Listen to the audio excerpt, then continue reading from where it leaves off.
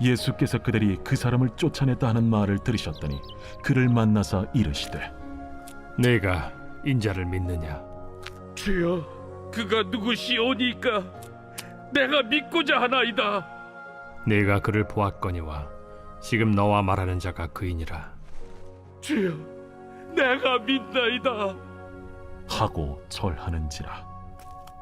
내가 심판하러 이 세상에 왔으니 보지 못하는 자들은 보게 하고 보는 자들은 맹인이 되게 하려 함이라. 바리새인 중에 예수와 함께 있던 자들이 이 말씀을 듣고 우리도 맹인인가? 너희가 맹인이 되었더라면 죄가 없으려니와 본다고 하니 너희 죄가 그대로 있느니라. 안녕하세요. 행복한 아침 묵상으로 인사를 드립니다. 우리는 길을 걸어가다가 때로는 돌부리에 걸려 넘어질 때가 있습니다. 여러분, 근데 그때를 한번 잘 생각해 보세요. 돌 크기를 생각해 보면 작은 돌부리에 넘어지지 큰 돌에 걸려서 넘어지는 사람들은 거의 없습니다. 왜냐하면 큰 돌은 먼저 보고 피해갑니다. 그러나 작은 돌은 마치 보지 못한 채 그냥 걸려 넘어질 때가 많이 있다는 거죠. 우리들의 신앙도 보게 되어지면 마찬가지입니다. 큰 죄, 큰 문제는 잘 피해 도망갑니다. 돌아갑니다. 피해갑니다. 그런데 어떠한 문제에 걸려 넘어집니까? 아주 사소하고 작은 신앙의 문제에 걸려 넘어질 때가 참 많이 있습니다. 그렇기 때문에 우리의 신앙, 큰 것에 주의하는 신앙이 아니라 작은 것에 주의하는 신앙이 되어야 됩니다. 오히려 작은 것에 신경 쓰며 작은 것을 위해 집중하며 살아가면 하나님께서는 우리들의 인생 가운데 속에서 모든 것들을 책임져 주실 때가 참 많이 있습니다. 오히려 큰 것을 신경 쓰다가 작은 것으로 인해 넘어지지 않는 인생이 되기를 소망합니다. 그래서 성경에도 보면 고린도전서 10장 12절에 그런즉 선줄로 생각하는 자는 넘어질까 조심하라 라고 분명히 말씀하고 있습니다. 선 사람, 어떻게 보면 나는 잘 살아갈 수 있어, 나는 승리할 수 있어, 나는 잘 돼 라고 생각하는 그런 교만한 사람들이라고 이야기할 수 있지 않을까요? 저는 이러한 사람들이 오히려 신앙이 튼튼하다고, 신앙이 견고하다고 생각하는 이러한 사람들이 조심해야 된다라고 생각합니다. 오늘 본문에도 보면은요, 그러한 사람들이 등장을 하고 있습니다. 바로 누구냐면 바리새인들입니다. 이들은 자신들의 신앙이 최고인 것으로 생각합니다. 자신들은 하나님의 말씀대로 다 지키며 살아간다라고 생각하고 있습니다. 그런데 정작 결과를 보게 되어지면 예수님 앞에 책망받는 것을 볼 수가 있습니다. 예수님께서 한 맹인의 눈을 뜨게 하십니다. 그런데 그 맹인의 눈을 언제 뜨게 하시냐면 안식일에 뜨게 하십니다. 그것 때문에 이 바리새인들은 예수님과 그 청년을 찾아와서 율법에 어긋난 일을 했다고 책망하기 시작합니다. 심지어는 그의 부모들에게까지 와서 난리를 치고 있습니다. 21절 말씀에 보니까 그러나 지금 어떻게 해서 보는지 또는 누가 그 눈을 뜨게 하였는지 우리는 알지 못하나이다. 그에게 물어보소서. 그가 장성하였으니 자기 일을 말하라이다. 아버지와 어머니도 무엇을 이야기합니까? 그 아들 다 컸으니까 아들에게 가서 물어보세요. 어찌 보면 참 무책임한 엄마, 아빠라고도 생각합니다. 그러나 당시에 이 유대 문화 사회를 보게 되어지면요, 공동체라는 것이 형성이 되어 있었습니다. 이 공동체에서 떠나게 되어지고 출교당하게 되어지면 삶을 영위할 수가 없었습니다.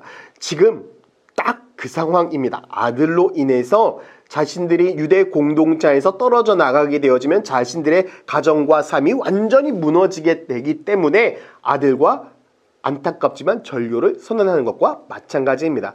다른 가족들이라도 살아야 되기 때문에. 그래서 바리새인들은 어떠한 결정을 하게 되어집니까? 다른 그 아들만 쫓아내게 됩니다. 그 아들만 출교를 시켜버리죠.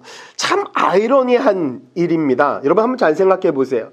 아들이 눈 뜨고 들어왔으면 얼마나 기쁘고 행복하겠습니까? 그런데 도리어 그 일이 가족들과 떨어지는 상황을 만들어낸 것입니다. 도리어 슬픈 일이 된 것이죠.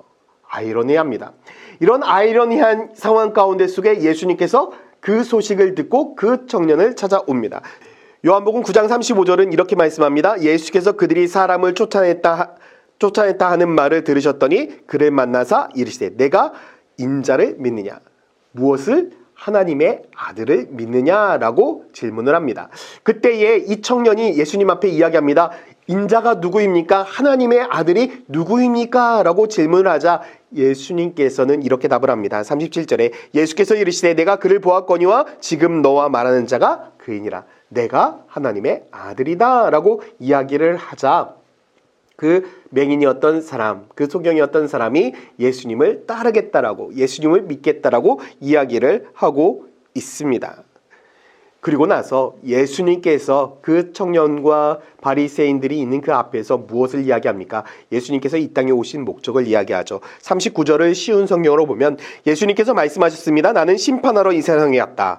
보지 못하는 사람들은 보게 하고 보는 사람들은 보지 못하게 하기 위해서다 라고 말씀을 하고 있죠. 그런데 여러분 우리가 이 말씀을 잘 보아야 합니다. 예수님께서 심판하러 왔다? 무엇을요? 죄를. 사람을 심판하러 온 것이 아닙니다. 죄를 심판하러 온 것입니다. 하나님께서 보지 못하는 사람들을 보게 하신다. 죄 있는 사람들을 회개케 하신다.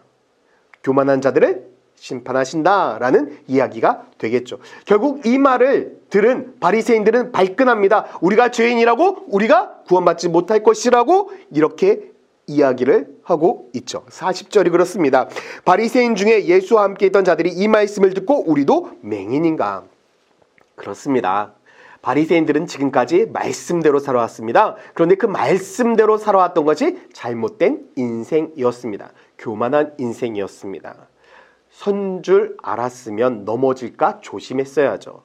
늘 겸손하게 하나님의 말씀대로 순종하며 희생하는 삶을 살아야 됐습니다. 그런데 그들은 그러한 삶을 살지 못했습니다. 죄가 무엇인지 온전히 깨닫지 못했습니다.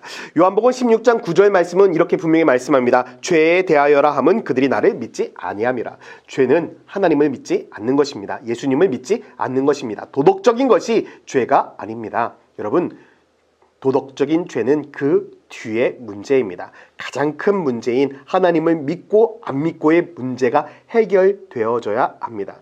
전 여러분들의 인생 무엇이 더 중요한가 먼저 생각해 보면 좋겠습니다. 우리들의 인생 가운데 가장 중요한 것은 내 삶의 구주가 누구이신지 깨닫는 것입니다.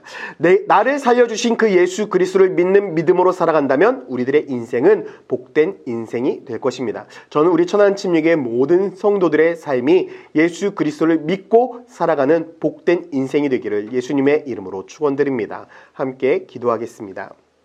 사랑과 은혜의 아버지 하나님, 오늘 하루도 주 예수 그리스도와 함께 살아가게 하여 주시고 주님만을 믿고 의지하며 살아가게 하여 주시며 하나님 내 삶이 교만하지 아니하고 오직 주님만을 섬기며 살아갈 수 있는 믿음의 인생 되게 하여 주시옵소서. 감사드리며 예수 그리스도의 이름으로 기도드렸습니다. 아멘.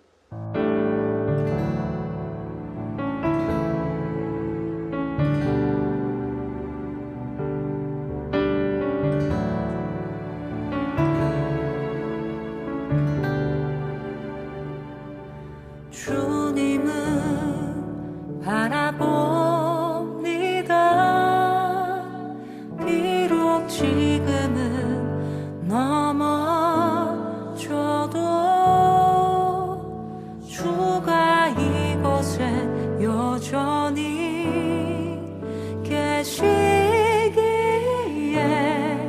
주를 바라봅니다.